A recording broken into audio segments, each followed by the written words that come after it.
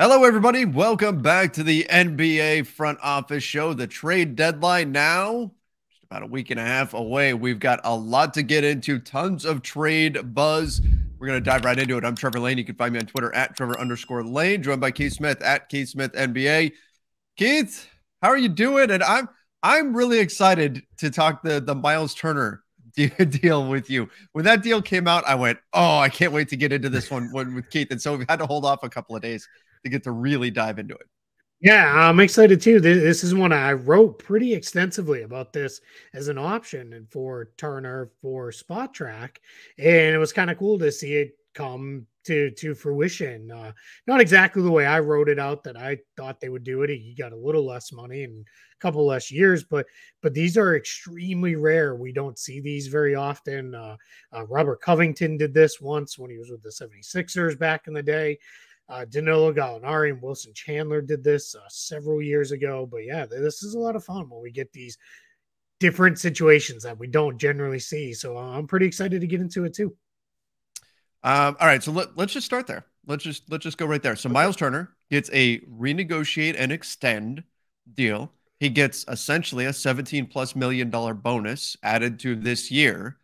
And then he comes in at right around, not exactly, but right around $20 million for 2 more years tacked on. Again, $20 million per season. Keith, when this first came out, there was the initial Myles Turner gets a $60 million extension. It's going to keep him with Indiana, or it's going to keep him under contract for the next 3 seasons, add 2 more years onto the deal, right? There was a lot of instant reaction of, what? They gave Myles Turner $30 million per season. What are the Pacers doing? This is awful. This is terrible. And I was sitting back going, I don't think that's what happened here. There's something else here. And when the actual numbers came out, I went, that is brilliant. That's brilliant by the Pacers. That's the way to handle this. That money was already gone anyway. That money that they were below the salary cap floor, that money is going to leave no matter what. And so they just took it and they managed to give a little bit extra to Myles Turner this year in exchange for having him on now a below market value deal for 2 more seasons under contract, effectively making him a trade chip for at least 2 of the 3, I'm counting this season as one of them, seasons that they have him under contract. And I don't think he's not even a trade chip this year either.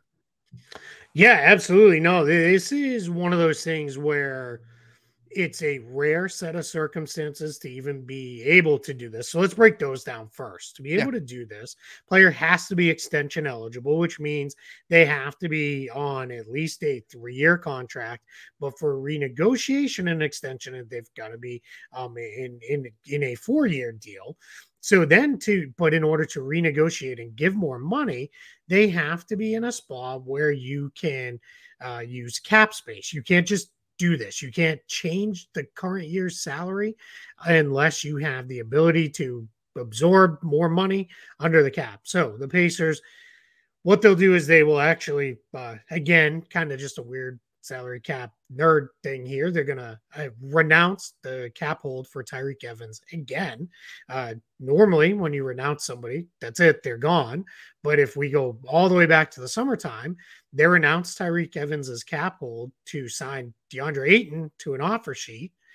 DeAndre Ayton's offer sheet got matched, and that is the only circumstance under which you can unrenounce players. So they unrenounced Evans and then ended up with his money back on the books. So just some fun salary cap accounting there. That'll get renounced. So that'll give them about $27 million under the cap.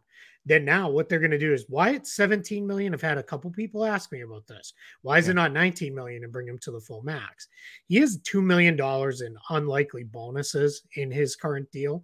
So what happens is you can't bring him all the way up to the max because you can't then have those bonuses kick and he would go over his max. So what it is they're bringing him his base salary all the way up as high as they can bring it. Then if he gets those 2 bonuses, he'll go over the max. That's why it keeps getting reported as 17.1 million. It's really like 17,096,000 and change. Doesn't really matter. 17.1 is fine for most purposes. Then what they're doing is, from there, you can drop the salary in a first year of a new extension. Only time you can do this, by as much as 40%. So he'll be up around $35-ish million in base salary after this renegotiation comes in. You drop that by 40%, that brings you down in about the 21 million range. Then they're going to drop that from 5%, it looks like, after that, down to about the 19 million range. That's how you get to the 40 million plus the 17. It's really like closer to 42 and 17. It's about 58 total $million. Right. But It sounds that's how nicer when you you do say it. 60. Exactly. Yeah. 60 is just a round figure. It makes it easy Yep. for everybody to go. And it still could be, you don't have to go the full 40%, but essentially what you're doing is, in order to keep Turner at a very team friendly number for the next couple of seasons, you give him a whole bunch of money this year. To your point, there were $15 million under the salary floor that was going to have to get paid out anyway. So now you're over the salary floor once this is signed and kicks in.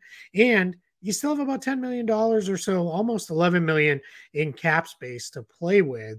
If you want to make other moves or you take on some salary or anything like that, still have the ability to do this. And even though it probably doesn't matter, Myles Turner remains trade eligible right now today. He could sign this and then they could turn around and trade him because there's no form of restriction, because that only counts in a deal where you get more money than what's allowable in an extended trade. He did not get that because his salary is actually going down from year to year. So for a cap nerd, there's a whole lot of cool stuff that happened in the course of this dealing for Turner. That was my big question. People were asking me, can he still be traded? And that was the thing where I'm like, this doesn't happen enough to where I even know, can he be traded or not? And I'll be honest, I don't really understand why he can be traded when we look at, okay, LeBron got X% of a raise, and that's so much more. So that means he's not allowed to be traded. Bojan Bogdanovic got this percentage of a trade that's not hitting that threshold. So he's allowed to be traded. But then Turner got, I mean, he almost doubled his salary for this year, and he's still trade eligible. Like that, just from the wide angle view, that doesn't make a lot of sense. And you're spot on with that. It didn't make a lot of sense to people who do this all the time. I was in multiple conversations with multiple other like cap heads, including some people who have done this for a living. And we're like, can he? Like it just felt wrong that he could be traded. Right? And essentially what it comes down to is you have to, even though this is a renegotiation and extension deal, you have to think of it in two separate parts. You have the renegotiation part where he got the 17 more million. That doesn't affect anything. That's just almost like, here's a bunch more money, Myles Turner, thanks. The extension part is what really matters. What triggers that 6-month extend rule, which is where LeBron couldn't be traded. And I know you beat your head against the wall, as did I, trying to tell people when things weren't going so good for the Lakers. He can't be traded. He can't be traded. Doesn't matter if he walks in and says, trade me or I quit. Like, then the answer was, I guess you quit because you can't be traded. The reason why is on the when you do an extension with a player, what there is there's extend and trade rules. In an extend and trade, the deal cannot be for more than 3 seasons, and it can't include more than 5. It can't include more than 5% raises. In LeBron's case, he got more than a 5% raise. That's why he can't be traded. In Bojan Bogdanovic's case, his salary is actually going down from year to year, so he can. In Turner's case, his salary in the extension portion only, it's only 2 years, and it's going down from year to year. It's going down, likely will be 5%, potentially 8%. So it doesn't trigger any of the extended trade. That's why that's why he can still be traded today. Now, I believe it was Larry Kuhn, who's like the salary cap for like regular layman's terms master in this. Correct. He's the one who runs the CBA FAQ. It's been massively instrumental in my learning and understanding of the cap. He brought up a very good point in this, and it was kind of a back and forth with him and Eric Pincus, who also knows the cap cold, like better than a lot of people even in the NBA. They brought up the fact that the NBA, in any transaction, Lakers fans will know this, can step in and say, no, we're vetoing this trade because we don't believe it's being done in good faith or whatever it is being done. Lakers fans don't, because that's what happened with Chris Paul. That happened in a weirder situation because the league was running the Pelicans and had been shut down for a while. And exactly. there were all Yeah, kinds of things going on. That whole, it was just a big mess. But the league at any point, they could, the Rui Hachimura trade, if for some reason this feels weird, they could have said no, even though it met all the trade rules. You'd get into probably a ton of arbitration and fighting and all sorts of stuff. Right. That's why it doesn't ever happen. But there is an open question out there of, hey, even though this is allowed, is this what the spirit of these trade rules is about? Now, the reality is the Pacers did not do this to trade Myles Turner in the next 10 days before the trade deadline. That was not being done. I guess 9 days, depending on how you count here. We'll leave it open to interpretation on that. But it is where it becomes interesting is 6 months. Let's say he signs us today. That would take you to the end of July, which takes him out of trade for over the summertime. My guess is this was specifically done with the Pacers saying, hey, we're going to give you this. Our intention is we're going to keep you. You're going to be part of what we're building here. But if something comes up in the summer where we can at least be, nothing blocks us from doing it. And that's where I think this is. I think if they tried to turn around and trade him in the next week, you might have some questions about this, but I don't think that's going to come up anyway. And it would be, part of me is like, yeah, do it because I want to see what happens. Does it trigger something? Right? Root for chaos. Yeah, right. It's a way like 99 times lower on the list. But the Dennis Schroeder thing where he got traded to OKC, this was kind of early on, and I traded from OKC to the Lakers. This was early on when we were going regularly, and there's a whole question of, hey, his incentives, do they count because OKC wasn't a playoff team, or OKC was and the Lakers aren't? Like, is that fair to the player that these are now likely, unlikely? That went to negotiations and all that stuff. I'm curious to see what could have happened here with the Turner thing, but yeah, he's not going anywhere. It's Myles Turner is likely staying, and good piece of business for him. Gets a whole bunch of extra money this year. Good piece of work for the Pacers to keep him and get him on because this year's salary doesn't really matter to them. Who cares? It's now the next couple of years at an average of basically call it 20 million. That's great. I can't find any fault at all with the Indiana Pacers for their side of this deal with Turner. This was a fantastic move. This was one of those moves where again, there was that initial wait, I don't think they really gave him 30 million per season. And then when the numbers came out, I mean, just standing ovation, just a brilliant usage of being below the salary floor and making this work and creating worst case scenario, they've got Myles Turner for 2 more years now on a team friendly deal, and they'll reap the benefits of that. They want to make a trade. That option is there. This is a great deal for the Pacers, and I think a good deal for Myles Turner too. I talked about this a little bit for Lakers Nation last night. I'm like, you have to factor in too, like, let's say the Pacers had traded Turner. Let's say they trade him to the Lakers, and for the Lakers to then give Myles Turner an extension that would equal the value of this deal, they'd have to be paying him $29 million, right? Instead of $20 million per season for the next 2 seasons. And then on top of that, if you're Turner, you have to factor in you're getting $17 million right now. You can take that money, put it in the bank, you can earn interest on it, you can invest it, you can do whatever you want with it, as opposed to, hey, I'm going to get half of it next year, half of it the season after that. There's that time cost of money too. So this is a win-win for both sides, for Myles Turner and for the Pacers. I think it makes a ton of sense. And again, just one of those moments where you just think, yep, they got this right. Yeah, absolutely. One other thing related to this before we move into a whole bunch of other news, mostly trade related. Jakob Poeltl, a lot of people are saying, well, why aren't the Spurs doing this, right? He's a pending free agent this summer.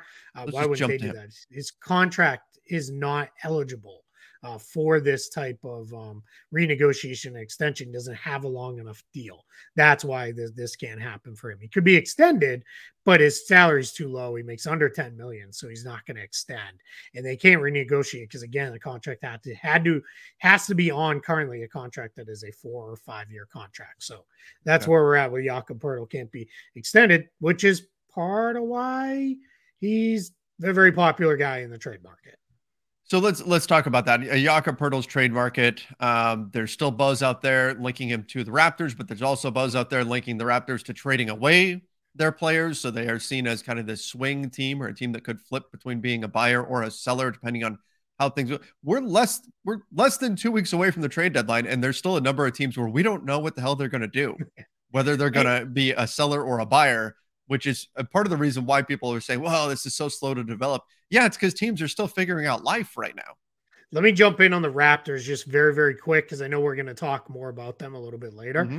But I will tell you, you talk to anyone in the NBA right now, and that's team related, agent related, even some players.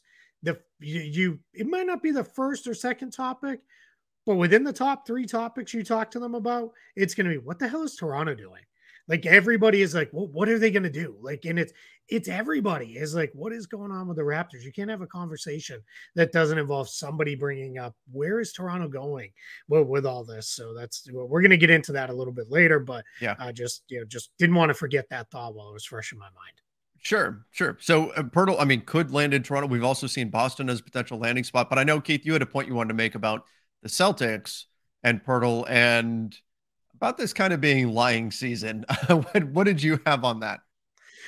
Yeah. So what we keep seeing is Jakob Pertl to the Celtics have interest. And it comes up, it feels like at least every week. It feels like every week right now we're getting somewhere between 2 and 6 of these trade notebook pieces dumped on us. And it feels like half of them mention Pertl and maybe Boston on there. Well, a whole bunch of us who cover the Celtics were told, I'm going to guess by, if not the exact same source, or maybe a similar source, was there was interest there before Robert Williams came back. That's a huge unknown. We don't know what's going on.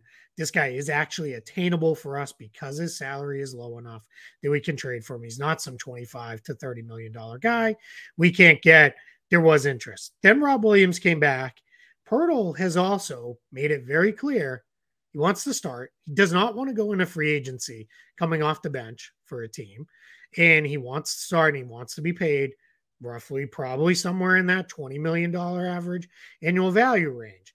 That's probably not where the Celtics are going, knowing they have Williams and Horford signed for the next few years. They've got to pay Grant Williams. It's probably not something they're going to do for a guy who would be a big and a rotation big and not even necessarily a lockdown guy. You also can't play with Robert Williams. You can't play the two of them together. No. Yeah. So we were told there's no real interest. Now, somebody's lying here, right?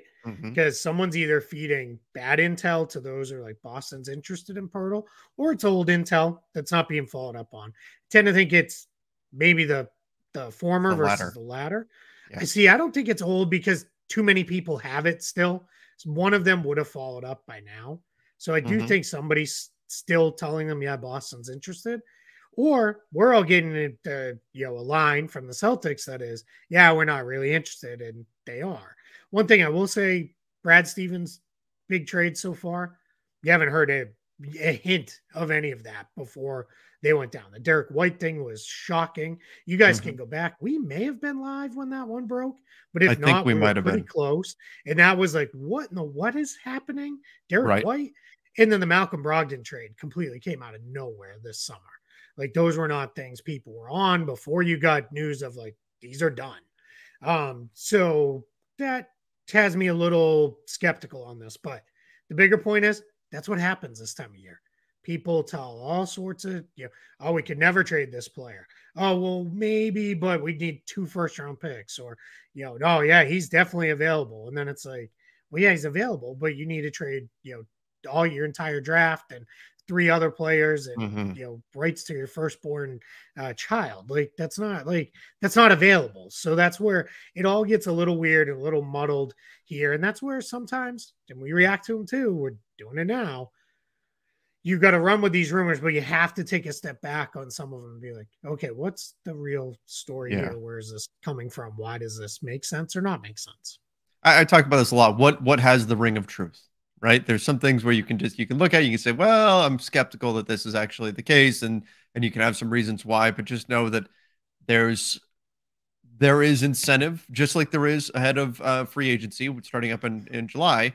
There's incentive. Yeah. In the draft, there's incentive for misinformation to get out there. And so it's just important that you try to, as we talk about a lot on here, to read between the lines and try to figure out what's actually going on and all of that. And that's part of the fun of this too, is, you're almost trying to track down clues here and that sort of thing. And then ultimately, sometimes you get hit by a big surprise out of nowhere. You have these twists and turns and things like that. It makes it all very dramatic and very interesting, but it's, and part of the reason why we get so into all of this. Yeah, I was not expecting to be sitting around late Saturday afternoon and get the Myles Turner renegotiate and extend. No, Like no. that was like, oh wow, okay, and then it became, which this is by no means a complaint. The remainder of my Saturday night was spent in conversations of, can they trade him or not? Like that was fun for me. So that's probably says a lot more about where I'm at this point on my Saturday nights than other things. But that's just kind of where we are with that. But all right, let's keep chugging along because I know we got more news to go Yes, through. we do. Unfortunately, it was Lonzo Ball, nowhere close to returning. That's coming out of Chicago. Um, yeah, not great. Like it feels like we're getting into season shutdown territory Yeah. potentially for Lonzo, which is not the way we were hoping that this would go. A big deal for Chicago potentially. I mean, he was an important piece for them. I don't I don't know what happens here with Lonzo and the Bulls. I mean, this is a big blow to Chicago if it's just, well, he's done for the season. He's not going to make it back in time. Yeah, that would mean he's halfway through that contract and he's played a half a season. Yeah. Right? Because he missed half of last year. He's looking like maybe missed this. This is also really important here. This is not sourced intel. This was Julia Poe wrote this for I think the Chicago Tribune. I think is where she is. I apologize if I have that wrong, but I think it's the Chicago Tribune. But this was a direct quote from Billy Donovan that and the direct quote was he's nowhere close, Mhm. and it was he still can't run regularly without pain. And he basically said until he can run one day and feel good enough to run the next day, and then the next day, and then the next day. And in that kind of leading to your of like, are we getting close to shut down? Donovan basically said, look, if he doesn't come back by the All-Star break, that's a conversation you have to have. Yeah. Like, are we just going to say, forget it? Because there's two things with that. One is he going to be able to get back and help you, like, and not hurt himself, like, without rushing back? And the other piece is it becomes very hard after the All-Star break to incorporate a player, especially one who's a point guard and going to have the ball a lot, with 25 to 30 games left in the season before you get probably closer to actually 25 before you get into the Can playoffs. And can do more harm than good. exactly. And for where it stands now, right, wrong, or indifferent, it looks like Chicago's continuing to push for a playoff spot. Yeah, and that's the other thing, when we're looking at the trade market in general. I mean, just in the interest of having a fun trade deadline, the league needs some of these teams to decide, hey, okay, we're going to move on from something, which can still happen. They can still Sure. decide, between now and February 9th. But that's part of why we've seen such an impasse on the trade market and seen things be fairly slow to develop, is we haven't seen teams be willing to trade away players, and there's a lot of reasons for that, which we've gotten into. But nonetheless, back to Lonzo, this is unfortunate. Hopefully, he can get back sooner rather than later. But I mean, it's looking like it's more likely we're going to head down that path of we just don't see him this season, and that's a big blow. That's a big blow. And it makes everything harder for the Bulls moving forward because now you've got Mm-hmm. a Like, what decent certainty do you size. have? Yeah, you have a decent sized contract sitting there that until we see him play, it's really a bad contract now.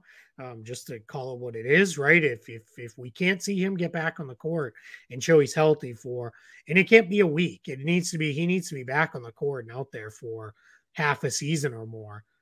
That really makes it hard on Chicago figuring that out. So just a really, really tough spot for the Bulls to be in. And it shouldn't be forgotten. That Bulls team before he got hurt was They were really fun. good. They Yep. had played really, really well to start that season. I think they were a little over their heads to start that year, but not like this. Not really good to an under 500 team, which is what they've really been for the last full calendar year now that Lonzo's been out.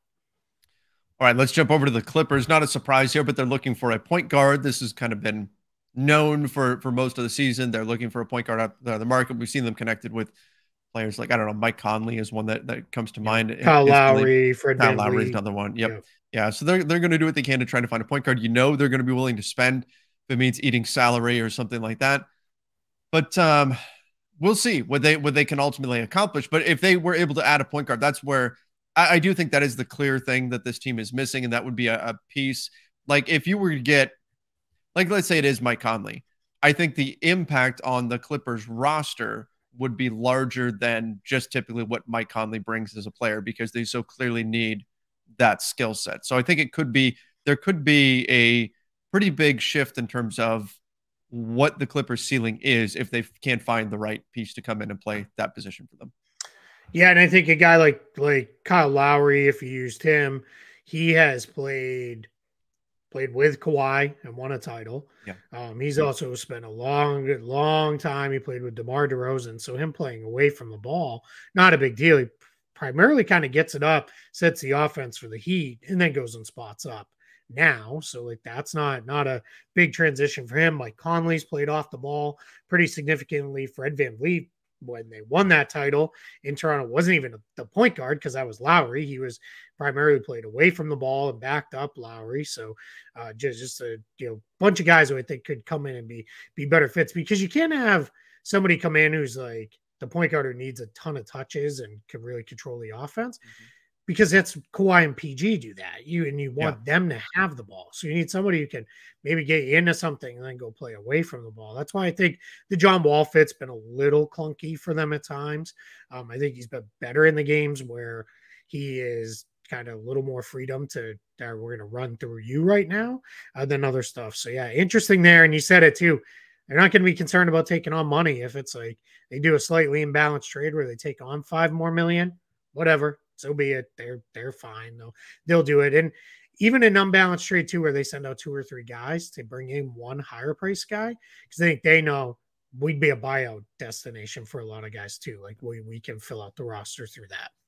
For sure. Yeah, they absolutely will be able to. All right. Let's jump over to they're going to get a backup center at some point because they're not cutting it behind it. They just have right now. They've been running like Batum and stuff like that behind. Yeah. Butts.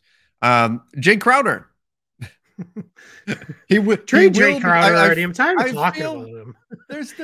I feel if I'm confident of anything, it's that Jae Crowder will not be a Phoenix Sun after February 9th. There you go. I would probably bet every single thing I own on that statement. Like that, is this so? The latest news was that the Bucks were given permission to speak to Jae Crowder. Is this? I mean, there's been so much. So you've talked about it. Like, hey, it's usually that trade that comes out of nowhere. Those are the deals that get done, the ones that don't get leaked and all that. And we've heard Crowder to the Bucks a ton, but there's so much smoke here. And if they're suddenly being given permission to speak directly to him, doesn't that suggest that there's probably something's going to happen here? That I think is one of those things where hey, what are you looking for this summer? Like, because we don't want to trade anything of value if you're just going to turn around and walk away. What do we do this? Shams Charania, I think this was on FanDuel. That guy, he rivals me for working multiple places sometimes. I feel like just at a about 1,000 times higher profile. But he said the Bucks' most current offer is Jordan Nwora, Serge Ibaka, George Hill, and second-round draft compensation. Now the second-round picks, we know they offered the Rockets 4 of them for Gordon, which then would have also included matching salary headed that way too. So that starts to, if I'm Phoenix, all right, George Hill's a little interesting because campaigns had trouble staying healthy. I like Jordan Nwora.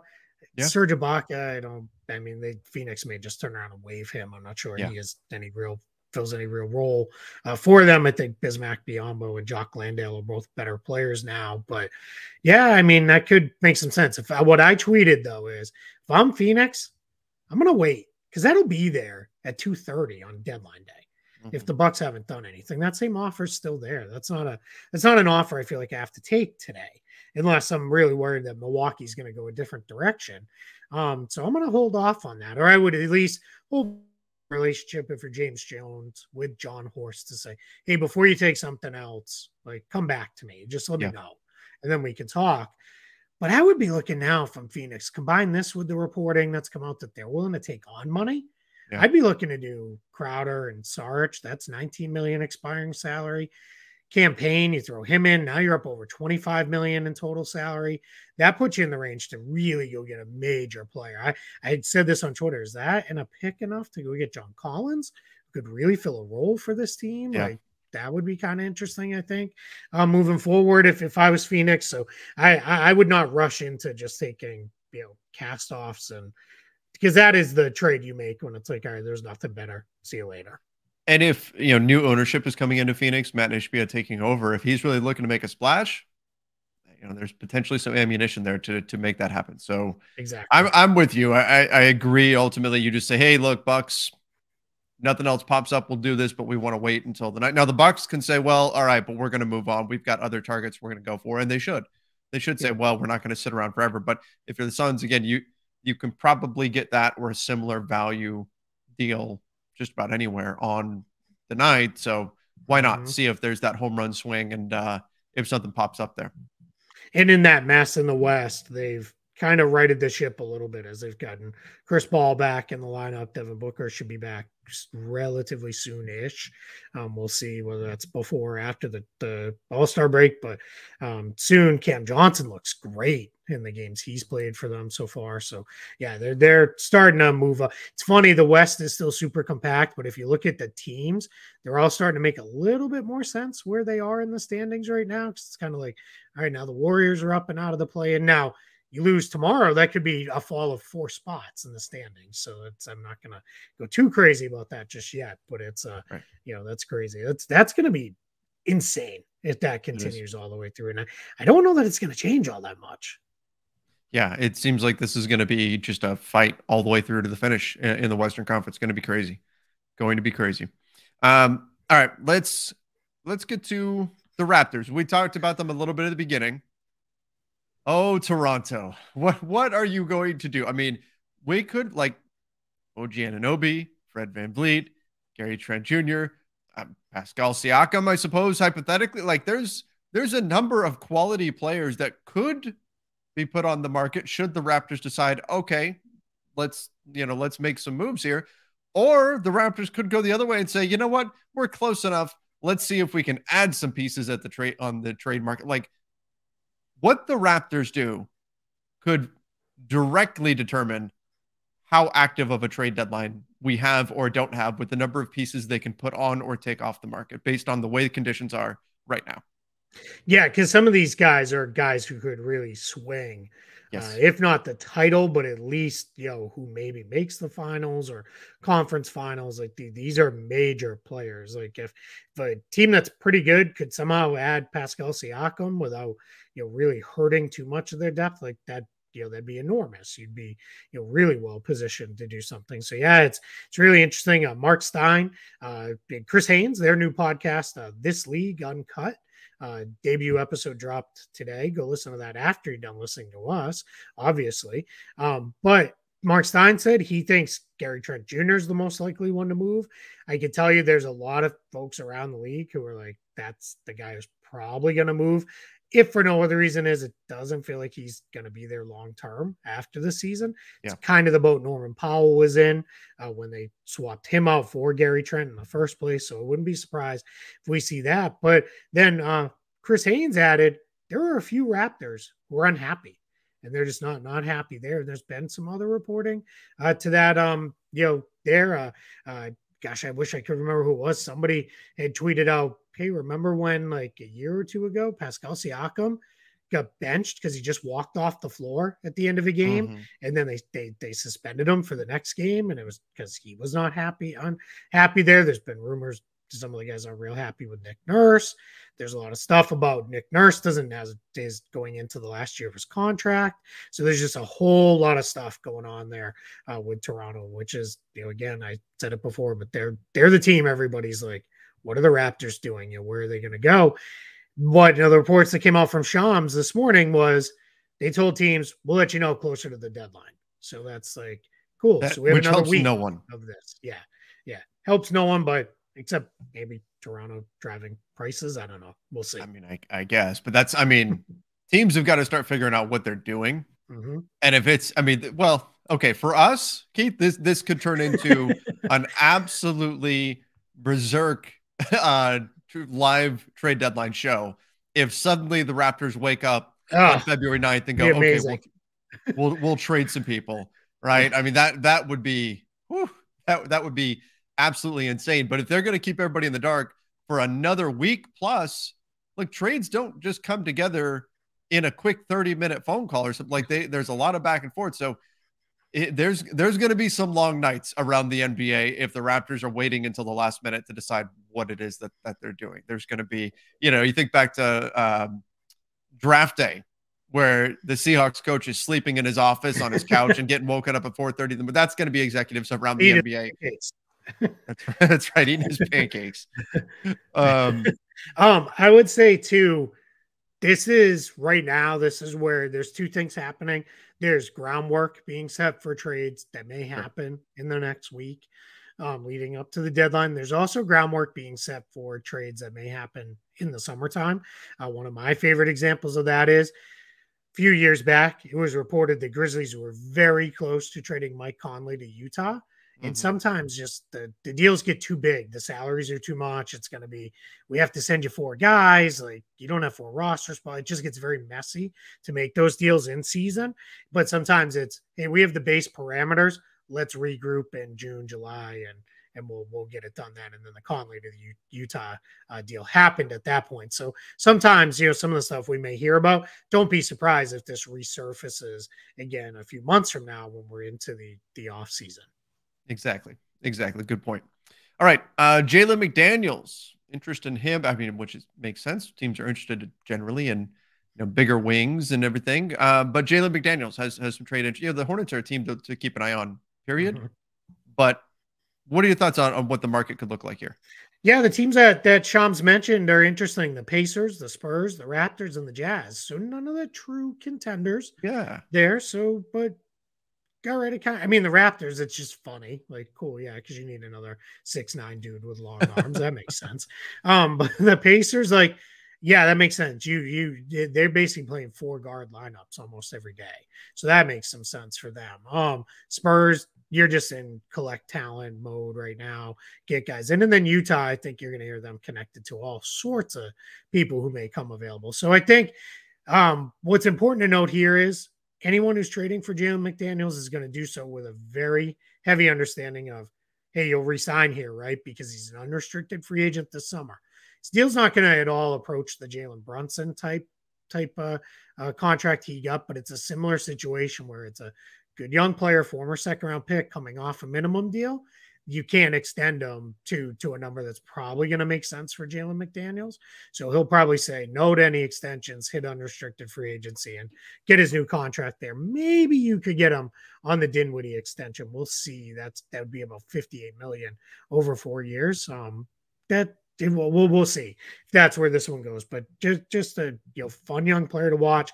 He noted too in the Hornets section, Mason Plumlee, Kelly Oubre, drawing a lot of trade interest. That makes sense too, to expiring players as opposed to Gordon Hayward and Terry Rozier, who make $20 and $30 million. I saw there was something came out a couple of days ago, and I don't remember where it came from, but it was like Hornets willing to listen to Mason Plumlee offers looking for a first-round pick or something like that. And I just went, oh my God, of course they are, right? I mean, a first-round pick. Look in my mailbox every day for $1 million check. Yeah. It doesn't mean it's not coming. It just hasn't yet. So yeah, every time the doorbell rings, I'm assuming I've won that publisher's clearing thing, right? No, have you ever heard that this is going way off the rails here, so we'll keep it short. The whole thing of like, we all associate Ed McMahon with not the one he was actually involved with. You ever seen that whole thing? What is it, like a Mandela effect thing, or what do you? Kinda, yeah. I think we all associate Ed McMahon with Publishers Clearinghouse, but he wasn't. He was with a different one. Oh, it was a different, similar type thing, but not Publishers Clearinghouse, I think is what it is. Yeah, they ring the doorbell with balloons and all that, and a check. Yeah, his was a different similar type thing, but I was always like, no way, is that true? Like, yeah, like the whole Mandela effect, or like Sinbad, who was made a genie movie that never was made, but yet somehow anybody our age were like, we saw that movie. Like, I know he was in a genie movie and it didn't ever happen. So yeah, Berenstain Bears, all that. Yeah, crazy. I got to flex a little GI Joe action on the timeline yesterday. Oh, There did was you? a there was a story. Ira So yeah, Windeman, knowing is half the battle. close, but not exactly. Ira Windeman, who covers the Miami Heat, he tweeted out Caleb Martin, who's on the Heat, gave an interview where talked about Cody Martin, his twin brother, and he's like, "Yeah, if one of us has an injury, there's a good chance the other one already feels it or has already felt that injury." So I tweeted about Tomax and Zaymont, the twins from GI Joe, that when you would punch one, the other one would feel it. So yeah, All right, get it. good. I was Bringing I was back pleased those how many old people were references. like, "I get that reference." Like that's a good callback. Like that made me happy. Most days I feel very old on Yeah, Twitter, but you you know, make references and people are like, "What are you talking about?" Like I bring up Back to the Future and I get blank stares and I'm like, "Oh yeah, God, yeah, yeah. this is what's happening." It'll be me and you in our rocking chairs on the porch That's someday. that's right. That's right. All right, let's get into Bones Highland. Bones Highland trade talks. I still don't understand why the Nuggets would want to move him right Yeah, now. little weird. He's been very inconsistent. He's prone to having really big scoring games, and then he doesn't do too much. He's not a real great defender. And Michael Malone doesn't. He doesn't care for not great defenders, but it sometimes seems like Highland's freelancing out there and not sticking with the schemes and those kind of things. And that's really not going to get you a spot. When Jamal Murray sits, they start Bruce Brown in that spot. That's fine because in general, Jokic is running the offense anyway. But Brown has been kind of the guy to start there. They've been closing with Brown in lineups. The Highland doesn't close, obviously, and isn't going to close over those guys. So I kind of sort of get it, but his salary's not big enough to bring you back anything you really like truly need. And this is the kind of guy who you feel like he could come in and score 20 points in 15 minutes and For win you a sure. playoff game. And I don't think he's going to come in and lose you a playoff game because you'll pull him out before it gets to that point. So, yeah, odd to me. I'm not fully, unless it's, and we don't know. These are sometimes the things you don't know. Does he want a bigger role? Is he pushing to play more? He plays under Right. 20 minutes a game. Like, is that what's going on here? And is that starting to turn unhappy in the locker room? If so, that makes a lot more sense. But for now, yeah, I'm kind of with you. I don't fully get this one. And he's got the best nickname in the league. Like, you can't trade that away. Come on. True. Good point. All right, let's finish things up. Jalen Noel, leaning towards leaving the Wolves. I don't know that this, makes a huge difference on the trade front, or like, I guess you can make him a throw into a trade or something. But I mean, he's been okay. Like he did some stuff during the summer, during preseason that popped a few times. I remember seeing him, particularly went and saw him in Vegas when the Lakers played the Wolves in preseason, and I remember walking away from it thinking, man, he's better than I thought. But he's scoring 11 points per game this season for the Wolves, not doing it very efficiently, only shooting 28%. Yeah, that's the issue. 28% from deep, 44% from the field. That's not getting it done. But why? I think it's just interesting that it's worded that he's looking at walking away from the Wolves. Are the Wolves like dead set on keeping him? I don't know. I don't know where to go with that.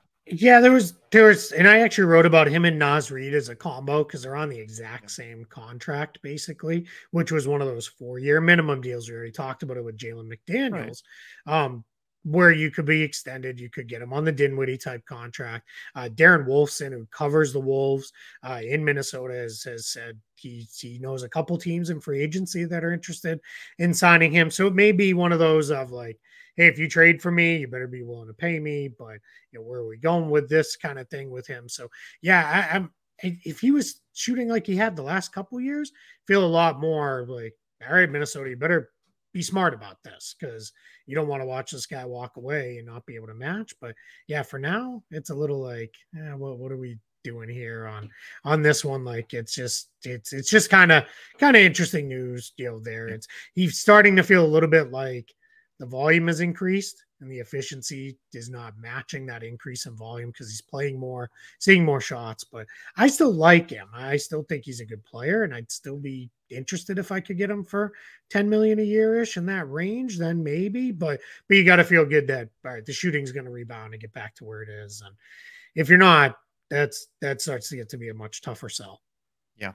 Yeah. I realized midway through there that he is a Jay Jalen and not a JAL Jalen. So apologies for that, Jalen Noel. I did fix that. But Jalen yeah, Noel, noted watcher of the NBA front office. absolutely, absolutely. So, I'll shoot him a text later and say, hey, apologies And for let that us one. But know when after you get that what teams are looking at them, because I'm yeah, curious. yeah, I'll say, hey, But so you just tell me where you real where you quiet. going? Yeah. What's happening, man? Where you we'll, headed? we'll keep it we'll keep it quiet. Yeah. All right. I think that's everything for today. But just expect, look, if we've got whatever it is, week and a half now till the trade deadline. Expect more shows like that where we've just got a lot of different kind of trade buzz to get into because this is the time of year for it. We're gonna get a lot of this stuff. Who knows? Maybe at some point we'll get to hit the breaking news button and we'll have a trade go down while we're on air. Hopefully we'll get to use it a bunch on deadline day. Hopefully that'll happen. Deadline day will be live and we'll get to break down what's happening there. But get ready.